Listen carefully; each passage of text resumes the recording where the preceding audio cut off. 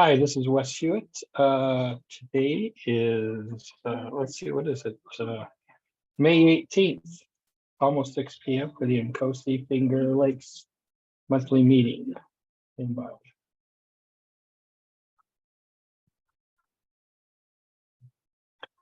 Okay, welcome everybody to the INCOSE Finger Lakes chapter monthly Zoom meeting.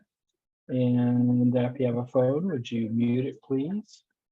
And so tonight, here's our topic: teaching MBSE to students through the Kerbal Space Program. That's our project for our on-campus group. First night, we're gonna just go through some chapter events, and Teresa will talk a little bit about membership with INCOSE and the INCOSE 5100, a little bit for that. And if Sue makes it, maybe she'll chime in on sewer. There's a chapter survey that's been sent out to everybody. Everybody should have get it who's a member. And our guest speaker is going to be the project team for the Cornell Student. Okay, so for upcoming events, so here's our current board again. And we still have some openings there for projects and communications. And our next meeting is going to be it's June 15th. Yeah, it should be 6/15. Yeah. Yep. Okay, sorry about that. For next month, then Dr. Cliff Woodcomb from Cornell is going to talk about the new SE skills. What do they call this? Is it the skills model or something? For system engineering. The competencies. Yeah. System engineering competencies.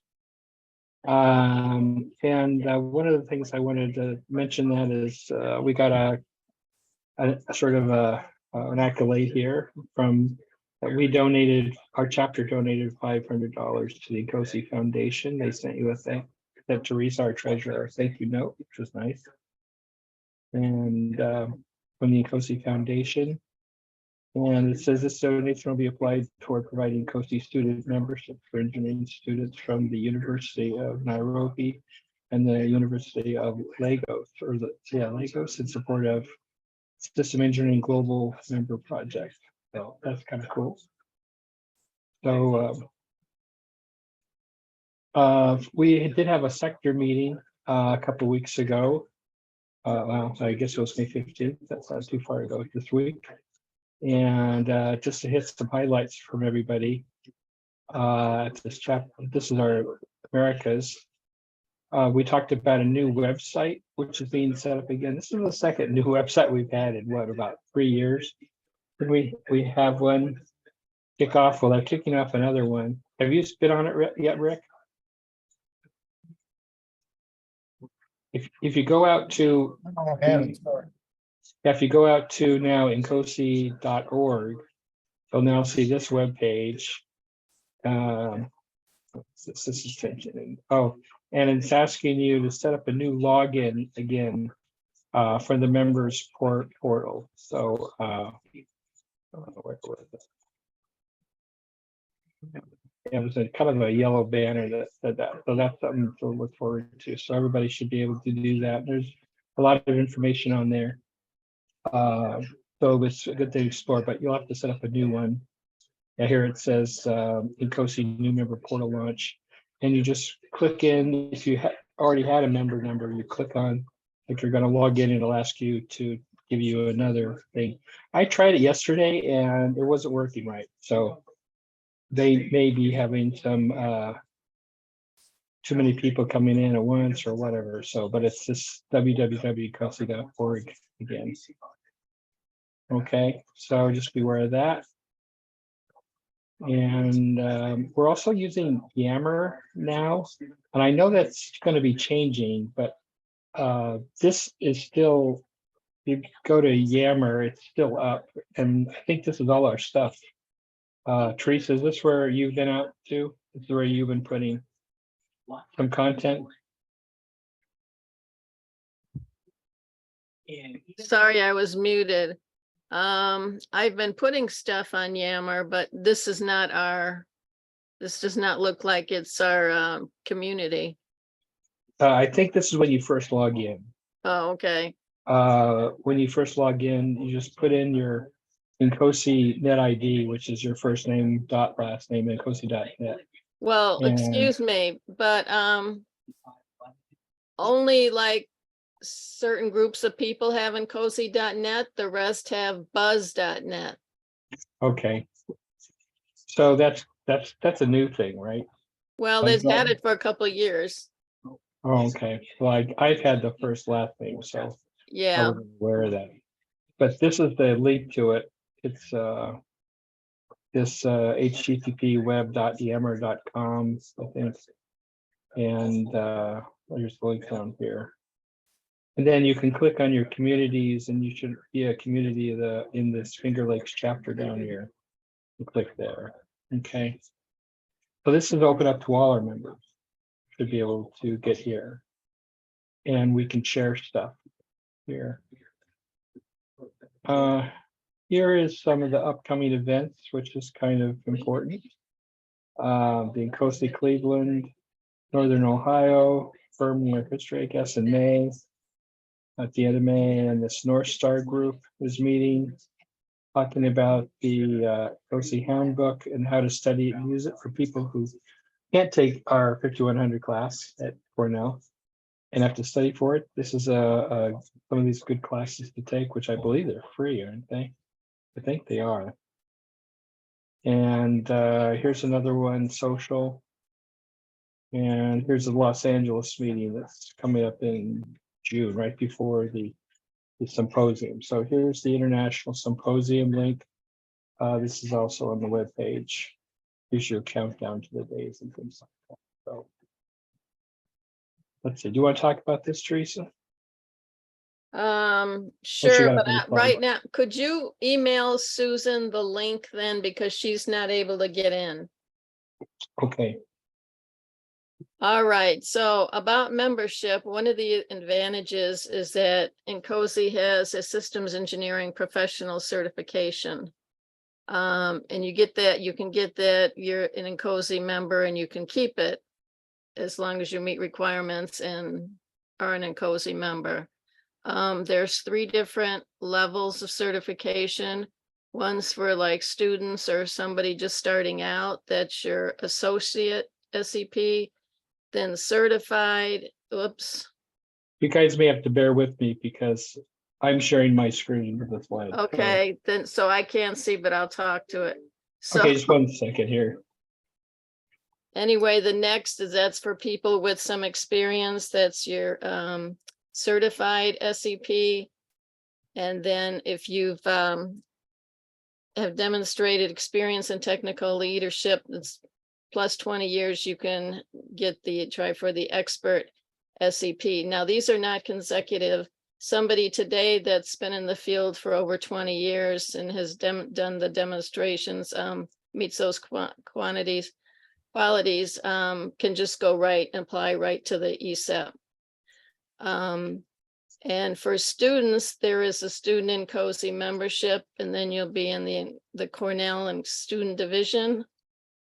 And we have had access free for members to the INCOSE handbook. There's a version 5 coming out that's supposed to be this July in conjunction with the IS.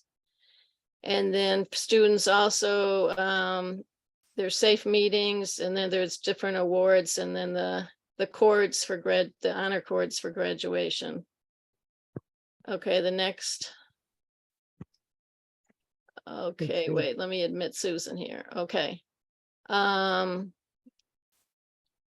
Next slide. Okay, so anyway, there's those were just the numbers. You can see how many certified we have in the categories. So there's Yeah, quite a few. They don't have this anymore. I was looking for an updated version of that. Yeah, oh, I don't know. Okay.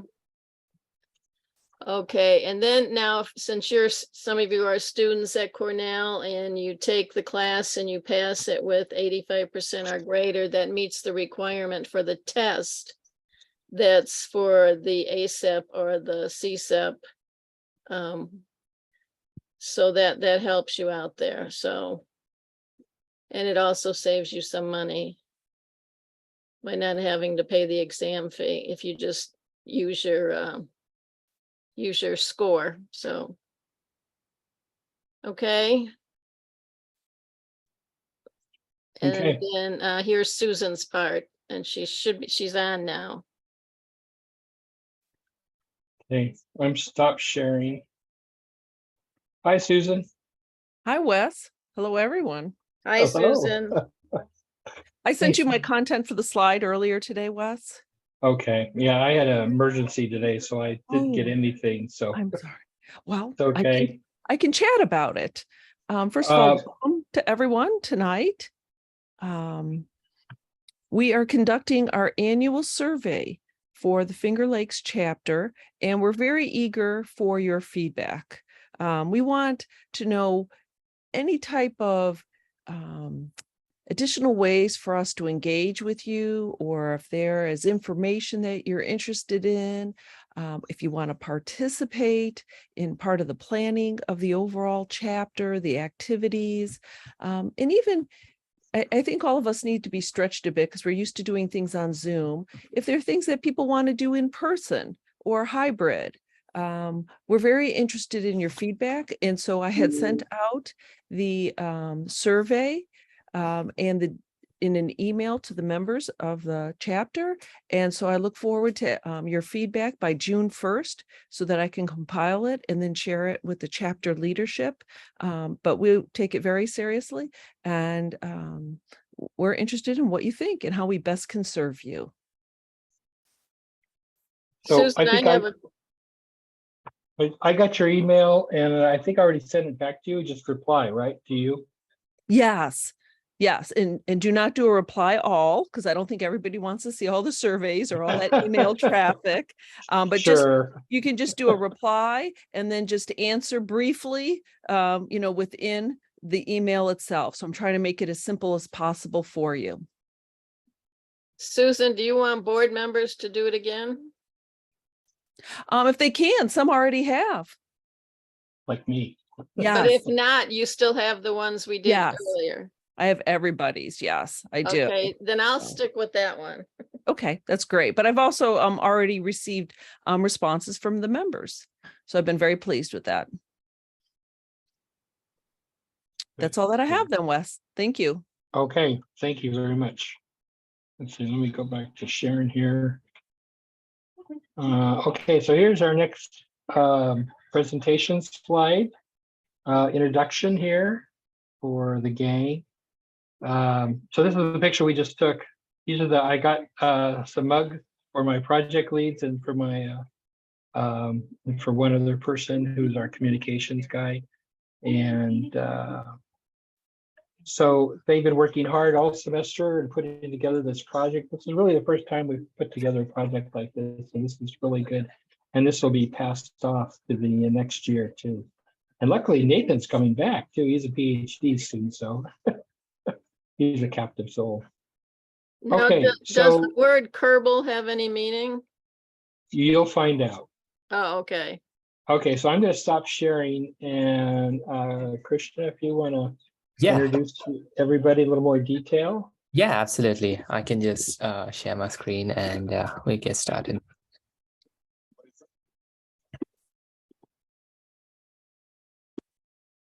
Is it up yet? Yeah, I see your screen. Okay, wonderful. So hello and welcome to our INCOSE Finger Lakes chapter project presentation. I'm Krishna, and it's a pleasure to be with you all here today.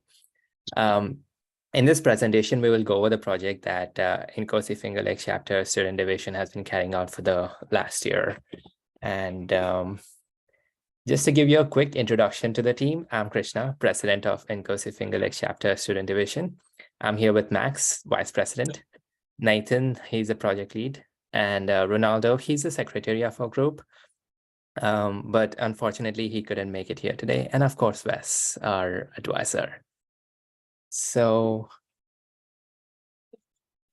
to give you a bit of a problem background, our project basically, our project is aimed towards high school students who do not understand what engineering is and let alone systems engineering. And so our objective is to expose students to several systems engineering concepts and methodologies in a very fun and interactive way. So what's the solution? It's a Kerbal Space Program. So Kerbal Space Program is a well-established rocket building and flight simulation game for all age groups. It has many learning elements such as rocket assembly, building, launching, etc. It has many more elements to it, which we'll discuss in the upcoming slides, but essentially it's a NASA simulator. And we choose KSP because the aerospace industry has one of the biggest applications of systems engineering concepts. And this game helps teach kids those concepts in a video game-like environment. So as I mentioned in the previous slides, one of the main applications of systems engineering is within the aerospace industry. Rockets, planes, spacecrafts, and all of these other types of systems all require systems engineering to ensure that they work properly. And in this game, we will be digitally assembling a rocket using systems engineering principles to get to space. And we will explore how systems engineering relates to the process of assembling, testing, launching, and flying a rocket in KSP. And to elaborate further, I'd like to invite Max to discuss more about systems engineering concepts taught using KSP. So in the context of the V diagram, KSP already handles most of the hard engineering design practices like in-game. The player, however, must focus on elements closer to the top of the diagram, such as pre-engineering requirements, system requirements, system architecture, integration testing, system testing, and post-engineering tests. The structure of the game allows the player to focus primarily on the design elements more closely related to systems engineering, rather than those of a particular discipline, such as mechanical or electrical. Next slide. Yeah, sorry. So this slide sort of focuses more on how KSP relates to systems engineering. So it allows them to define the problem in Kerbal Space Program. The problem is to design and build a rocket that can successfully reach a desired altitude or destination in space. Furthermore, there'll be requirements and constraints on this rocket. You need to consider the requirements and constraints of the rocket's design, such as the weight and size of the rocket, fuel capacity, engine power, budget, etc. There's going to be a number of design and analysis, which is sort of built into the game. Using available parts, you'll design a rocket and analyze its performance. Using simulation and experiments, you can make modification and improvements to the design based on this analysis.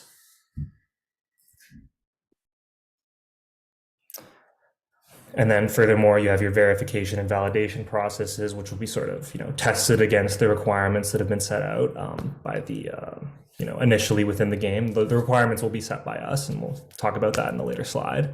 Then you implement and operate the rocket. Once the rocket design is finalized, you'll implement it by assembling the rocket and performing pre-launch procedures. During the launch and operation phase, you'll monitor the rocket's performance and make adjustments as needed to secure a successful mission. And then finally, you'll have, system improvement and how you're going to build upon the system. After the mission, you'll perform maintenance and improvements to the rocket system to ensure that they are ready for the next mission.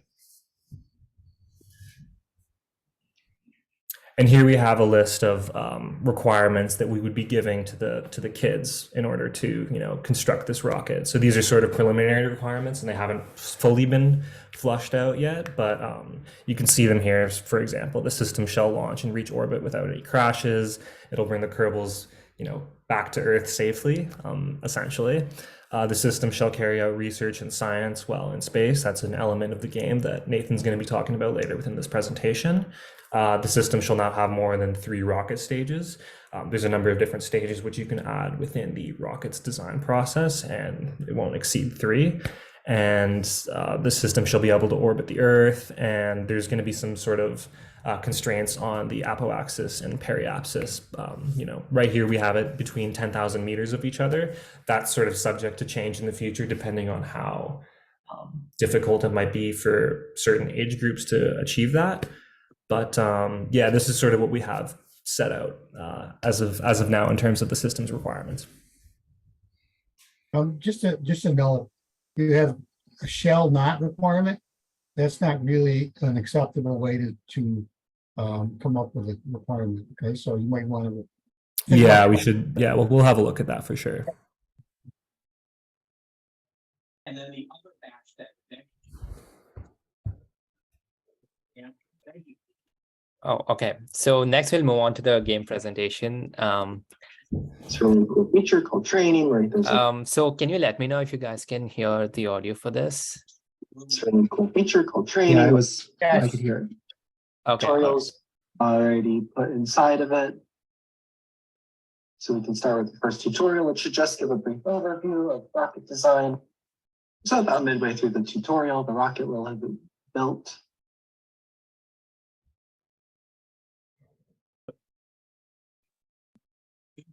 And a little bit later, they'll introduce the basics of Kerbal Space Program flight control.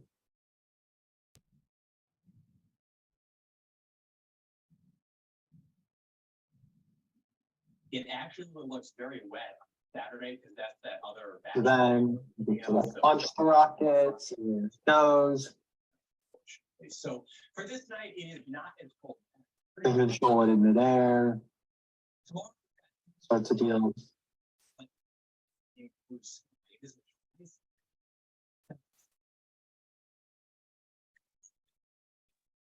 And you'll notice like this rocket launch, like where we're not going anywhere near space today. Looks pretty close. Of course, this being Kerbal Space Program, spaceflight is notoriously difficult, so it is pretty trivially easy for things to go a bit haywire during the old launch. You notice that you deploy your parachute too soon. And so after the first attempt, I realized that to get the space, to get the orbit, we're going to need more power. So here, taking the basics of the old rocket, we strap another engine to it. And remember to throttle up. And away we go towards orbit. And as we can see on this rocket launch, we're getting much more closer to orbit. The periapsis approaching 70K. Of course, we are getting pretty low on the old fuel. And we are going a bit too fast in the lower atmosphere, but you know. So White, red. on a map, like apoapsis, 100 kilometers, like, yep. Definitely reaching outer space today, but we only got a little tiny solid rocket booster on our rocket. So looking at our suborbital trajectory before we do our burn, we notice that burn a bit before the apoapsis, fine. And now we're going really, really fast. And we can see our orbit changing, but like our apoapsis is going like way, way, way up and away. So that's not good. And also like we didn't even make it to orbit. So see.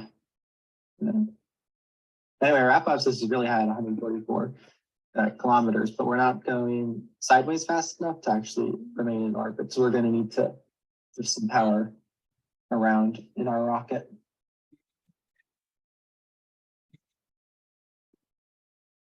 So this rocket might look a bit funny, but we got some more power. We got some more aerodynamics. We got some more fuel. So I think we're really pretty much all set to go into orbit on this flight. So after launching our rocket, we need to circularize our orbit in order to meet the system requirements. And we're going to do that by executing a burn at the apoapsis here in a little bit. rather just before the apoapsis. And we can really just do this whole orbit circularization from this map mode. We're just controlling the throttle. Basically, we want the apoapsis to stay right where it is and just increase our speed by about 1,000 meters per second. Basically, see how the apoapsis is sliding to the right, and keep that pretty much right in front of us to give us the best chance of circularizing the orbit. And it passed us a little bit, but that's fine. We can go down to the maneuver mode. We can see the periapsis is still many negative hundreds of kilometers. And it is slowly but surely increasing.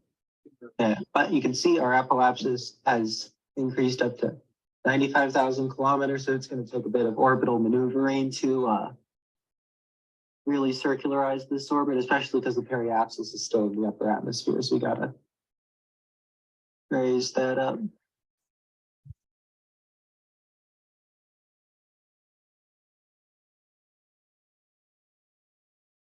Despite the fact that orbit looks pretty circular from here, periapsis is still in the upper atmosphere, which is kind of problematic if we want to keep orbiting around for a long time. So we're going to have to just do a bit more of a burn in a bit in order to fully circularize our orbit. So there's our brave little spacecraft slowly blotting out the sun, and we're just gonna burn a tiny amount of fuel. I don't even know if you can put. Can't even see the flames coming out, and we're just about done. We go back and see that our apoapsis is 75,802 meters, and our periapsis is 75,325 meters. And our orbit is circularized and meets requirements. If we speed up time a lot, we can see our little spaceship go around and around and around the planet without any pulse whatsoever. So all that's really left then is to deorbit and return safely. Of course, we might have forgotten a heat shield, keep people alive, but I'm sure this reentry won't pose a problem.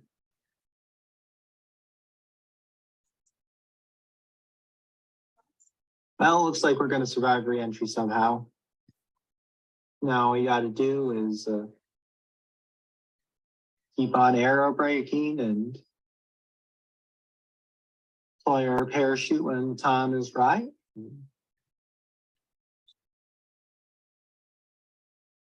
Everything That's the altitude. That's the altitude at the top, right?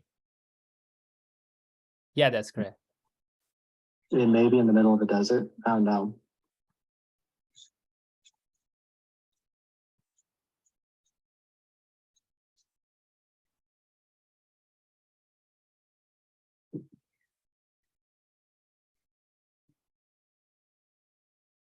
Oh, Might have exploded, but you know, Zebediah is still fine.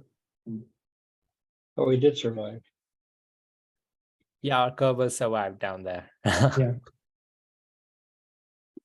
Okay, so that concludes our presentation. If you have any questions, you can ask us now, or you can email us on the below IDs. Thank you. Applaud. Well, Okay. thank you all. Wes, do you have the slides? I have my slides. So yeah, I think, are these the slides that are on our share there, Krishna? Yeah, I can share it with you. So Yeah, okay, so I can. Oh, yes, I do have the slides. Okay. Okay, you guys have any questions? How did you think this was as a training tool for system engineering?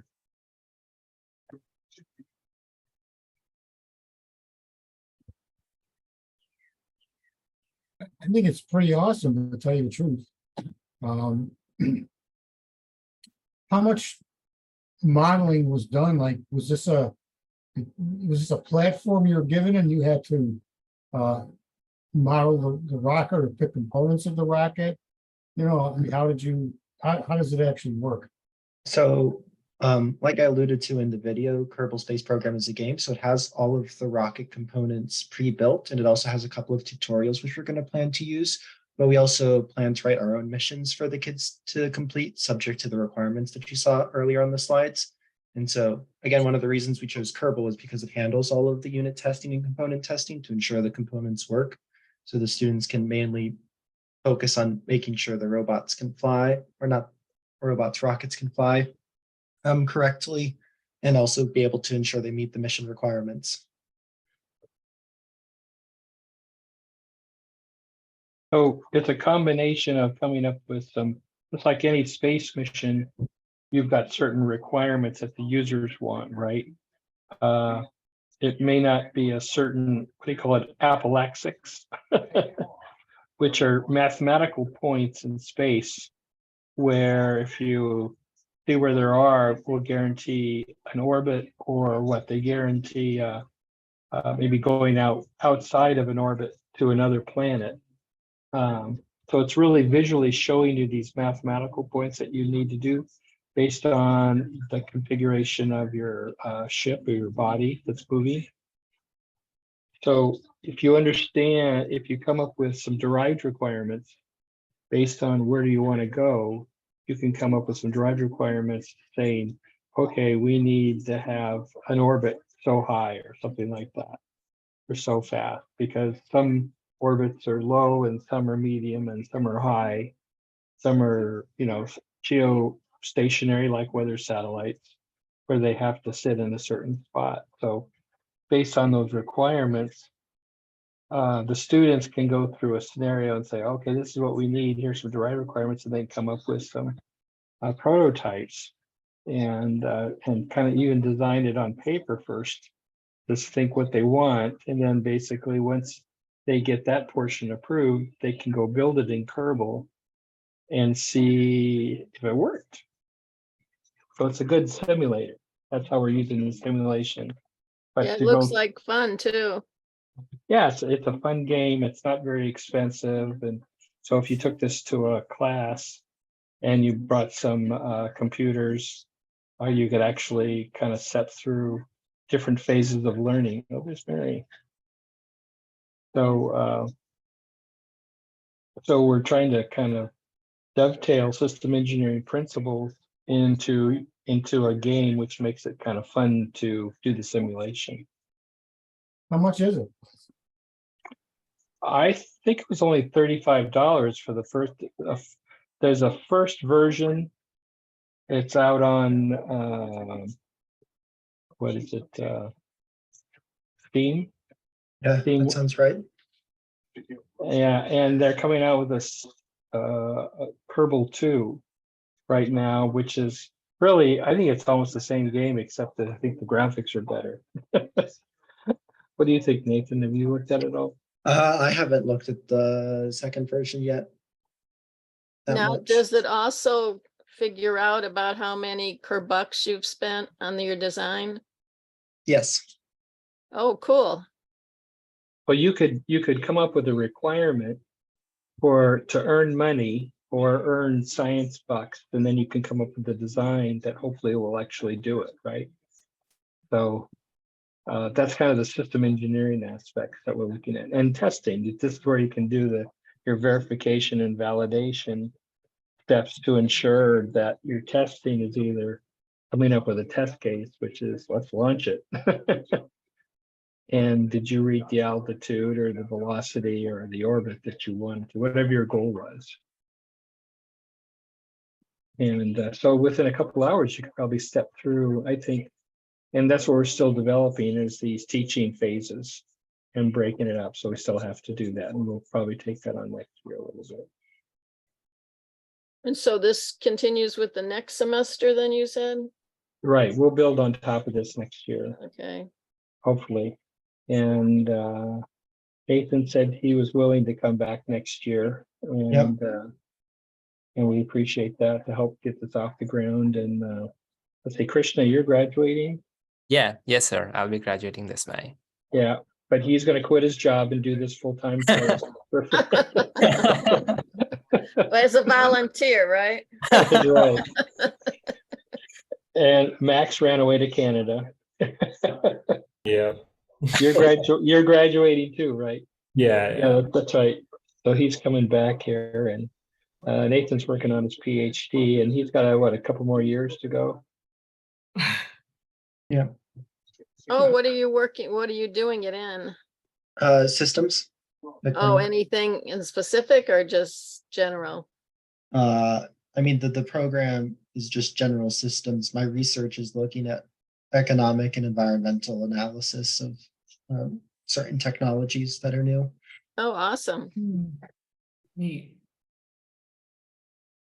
So Ronaldo is in. I think he's flying back to his home right now, and he's coming back in the fall, I believe. So we'll have Ronaldo too. I think next fall. I see Mary's here. Hi all. Hey, Mary. Sorry I missed the presentation, but it sounds like it went well. I guess, maybe somebody's already asked this question, but now that you reflect back on your experience, is there anything that you would have done differently? You guys want to answer that? Or maybe you're not ready to quite reflect on it. You're still in it. Yeah, I'm not sure what we'd do differently at this point. They're quite happy. Yeah. I think if anything, we'd probably go back and, come up with more concrete numbers for like the requirements. But then again, that does involve sort of maybe testing it on like a younger audience to see what they can reasonably achieve. And it obviously would depend on the age group too, but I think maybe we could have done some more work in regards to that. But other than that, I think I can't really think of anything. Good. Okay, good. And I you'll think it's a develop pretty- history with it too. You'll develop some history and then you can reflect back on things, right? Different Yeah. phases. Yeah, we'll figure out how to package it and present it and things like that, and come up with some more concrete learning points, so to speak. So is Kerbal like a platform? And then you created this game, or was the game part of the fee thing? So it's a pre-existing game on this platform called Steam. It's more like a simulator and a game as well, but it's mostly a simulator. And yeah, we'll be using this game to like kind of integrate with systems engineering concepts. Okay, I got it. So it'd be adding like additional elements into the game, like, and they'd interface with it the way that sort of we believe would best teach them systems engineering principles. Okay, I understand. Thank you. Are we going to implement this, Wes, into our curriculum? Well, it wouldn't be necessarily in the curriculum. Right now, we're shooting for like a high school, junior high type age group for elementary, for analyzing system problems in this environment of us building something to go into space, and then using the simulator as a simulation. So yeah, it would be, and we kind of started looking at the system engineering V as being the basic framework for a systems development operation, which includes, defining what the needs are, developing the context, developing, the functional structure, and then testing some other, using simulations to test different components to see if they particularly work, and then refining the derived requirements to be more specific. So it's kind of a system engineering process, which we want to use. But I don't know, Dave may want to use this. We've shown it once to Dave, and we want to show it to him again in the fall. And maybe we might even use it as a tutorial. We have several game tutorials in 5100, or it could be used anyway just to demonstrate basics, and it's kind of fun. but developing requirements and use cases could easily be done first, and then, create the rocket which satisfies that particular use case. So you could do all kinds of things like that. You could make a verification, validation type matrix showing you which space simulations you're going to use to demonstrate certain requirements. Like that one thing that we mentioned something about not having more than 3 stages, right, as a requirement. Was that one that you did, Krishna? Yeah, Nathan, I think it was 3 stages, right? So what was the background of that requirement? Was that you didn't want to exceed 3 stages? I think Nathan can answer this question better. He was. I mean, the idea, right, is that, well, you can have an arbitrary number of stages in the rocket. That requirement more is in there for like gameplay mechanics, right? So the team doesn't have a 17-stage rocket and is just hopelessly lost in the integration test. It's really more to like speed up gameplay than any actual systems function. So a user wouldn't necessarily care how many stages there were as long as it worked, right? Unless there was a cost, Yeah, Yeah. but like there's an not, economic cost. yeah, I'd have to go look at the numbers in Kerbal to like see if the economic cost. I can't imagine it'd be more than like, I mean, the difference between like having 3 fuel tanks and 1 engine and like 3 stages with 3 separate engines is only going to be like the cost of the separator and 2 engines. And so I don't know how Kerbal's economy is structured, but that's another thing. And there's a problem with having a too big of a rocket, right? Yeah. The rocket's too big, you can't get it off the ground. That you have so much fuel on the rocket that you can't get it. So there's a lot of physics involved too. I mean, something may not be a requirement, but may be a physical limitation, right? I mean, is this something you could take into a high school or elementary school? Maybe bring 2 or 3 laptops with you with this installed, and then form teams and sort of give them some instructions and some, tutorials. Right. And then tell them, here's a list of requirements, right? Here's a list of evaluation criteria. And then you get so many points for each evaluation criteria. And whoever gets the most points wins, and they'll let them go to competition. Can that's something that's feasible with this? Yeah, the only thing we were worried about when we talked about this as a group is that the learning curve of learning the simulation can be a little steep sometimes. We went through the tutorials, I think each one of us a couple of times, and there's some simple tasks, but some things can take a little while to learn. So it just depends on how much time you have or what the experience level is of the students. I mean, we would used to go in with a set of Legos and a set of requirements and tell them to have at it. And, they would build a tower. You got points for having it tall. You got points for being able to withstand wind. One of us would blow on it and try to keep it from, you had to make it sturdy. So there was a lot of trade-offs in there. And a lot of different structures came out of it. Right. I was wondering if we could do something with this instead of having to screw around with Legos. Oh yeah, that's what I like about it. Is it's not Legos. It's you can build a real, I mean not a real rocket, but you can build a nice looking simulation, and your group can kind of do, within certain limitations, quite of a variation of different rocket configurations based on what they think they need. And I think Mary mentioned too is that you can get science points, they call them. You can put a science package, and if you get it to where you want, you actually sort of get money so you can buy bigger things in the game. So it does reward for success. This might be better as a little mini course that would be offered to teach younger students, what the system engineering principles. Right. And, having fun with it, getting them interested in engineering. Yeah, What- go ahead. I was just gonna ask if there was any requirement on the schedule. Requirement, for the rocket. Yeah, I mean, for the Um, whole process of design, testing, integrating, all that. There is a time function, right, Nathan or Max, of where you've kept, there's a clock running or something?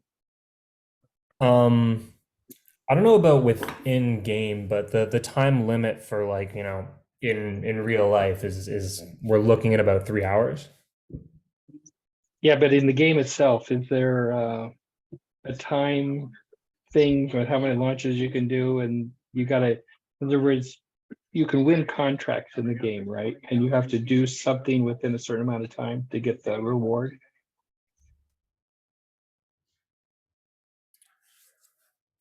Honestly, I wasn't aware of that. Didn't you say that, Nathan? Nathan dropped. Oh, he dropped. We Yeah, I was dropped gonna say. I feel like this is something Nathan would possibly know, but Yeah. Well, when you go through the tutorials, it tells you about contracts. They give you contracts for doing certain things. They give you so many Kerbal dollars to meet the requirement, but there is a time constraint. I'm not sure how the time goes by, but yeah, you can have certain contracts. So there is some kind of a time element, my understanding. But for teaching this, I mean, you could do a long-term type game, where, like you said, they were going over a semester and they were trying to compete in groups or something like that. Yeah, that would make sense.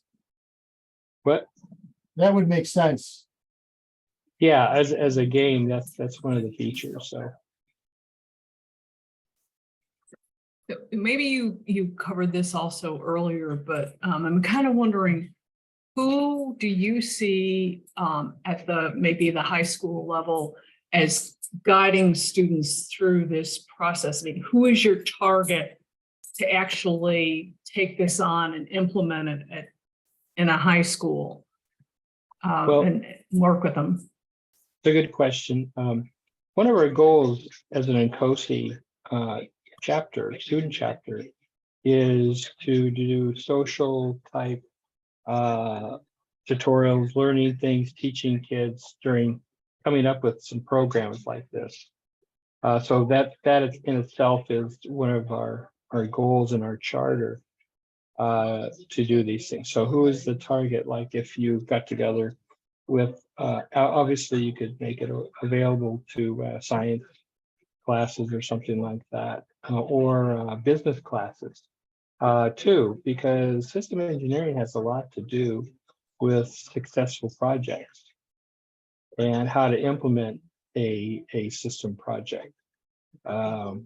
So there's probably several different avenues. I have not explored that portion, but what I wanted, I think Dave, our director, has done some of these types of games for teaching different groups. So that's what we're looking also to do, is have another game available that's kind of new and innovative, but teaching system engineering. You might also look at what Junior Achievement is doing. Junior Achievement is a program that takes the business side, but does a lot of projects that are supposed to be true to life or real world. And I mean, I think they're nationwide, actually, Oh, yeah. nationwide program. Yeah. Yeah, I've heard of it. Have you guys, Max, have you been involved at all in that,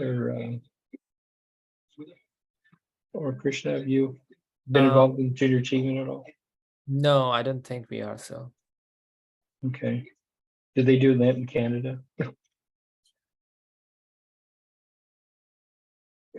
Max? We lost Max. Anyway, yeah, maybe that's a US thing. So does Susan, does MITRE do any outreach for kids? They do. It's based on the employees participating. They do it through Cub Scouts.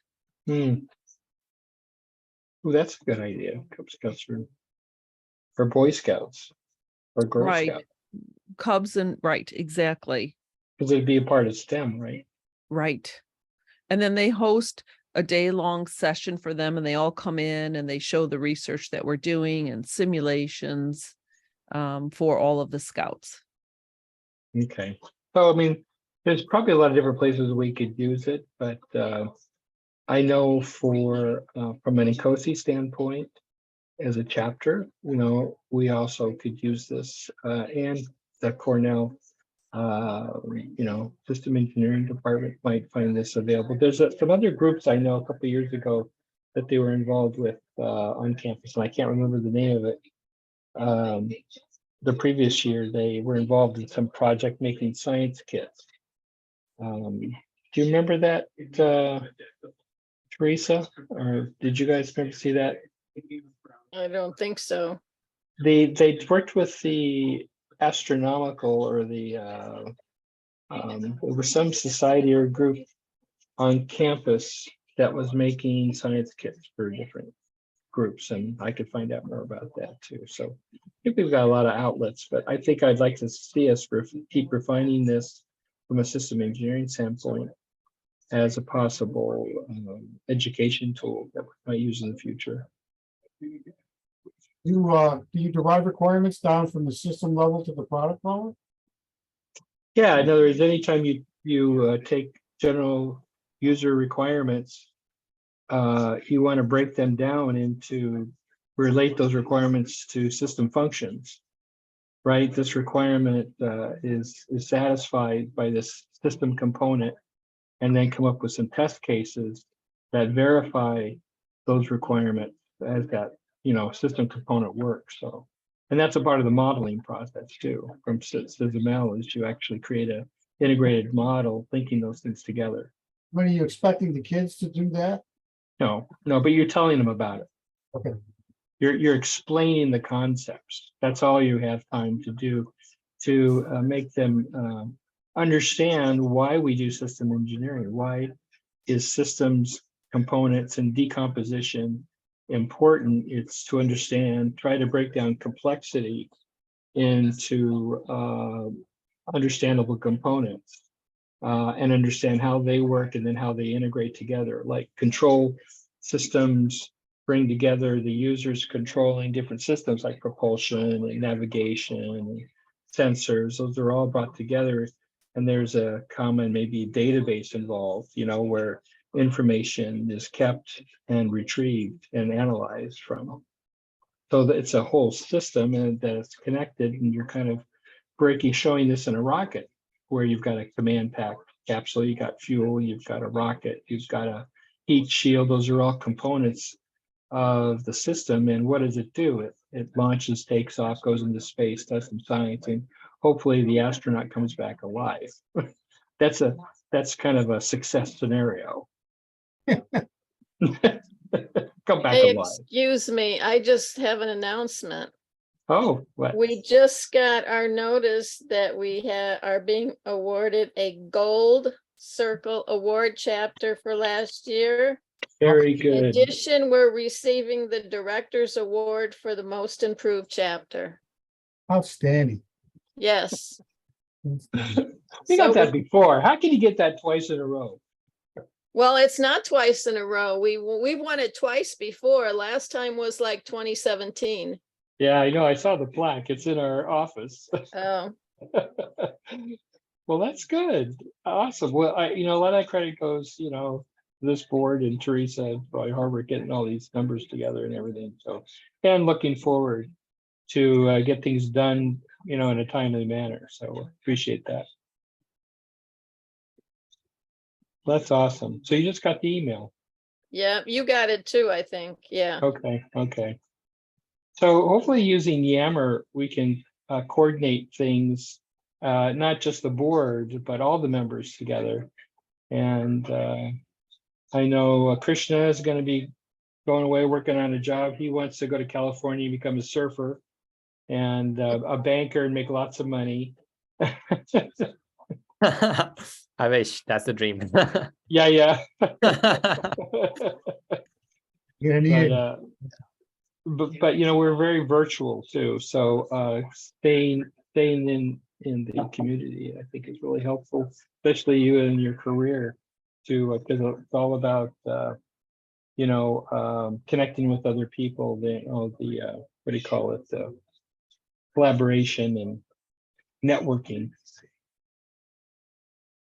Okay, well, I think that's all we have for a presentation today, everybody. Any more questions? Just Yeah, I'm good. congratulations and thank you. Yes, thank you very much. Job well done. Yeah. Yes, and congratulations to the graduates. Yes. Thank you very much. Thank you. Thank you. Good luck with your careers. Yes. Thank you. Okay. Thanks, good job, you guys. Appreciate your hard work. And I'll see you on graduation day. Absolutely. Thank you. So Max, they let Max back in the country. I don't know if they will. I'm a fugitive down there. Yeah. Oh, I actually Wes, don't know if I'm coming back for graduation though, because my Oh. parents they can't. They said they can't drive. Like they kind of have like an availability that day. I can meet you at the Lack of- border. Want me to get to the border? Oh, that's like a 2.5 hour drive there and back. Oh, yeah, we could do that. I'll bring my electric car. Oh, okay. So and no Wes, big- don't forget to take pictures. Oh, I will. Okay. Okay. Wes, will you be volunteering again at graduation? I'm not going to be ushering, I don't think, but Okay, I'll be there at graduation on Saturday. So we got to Okay. get together for dinner or lunch or whatever. yes, I would like to. I'll be driving on Friday. I'll be there Friday and I'll be staying on campus.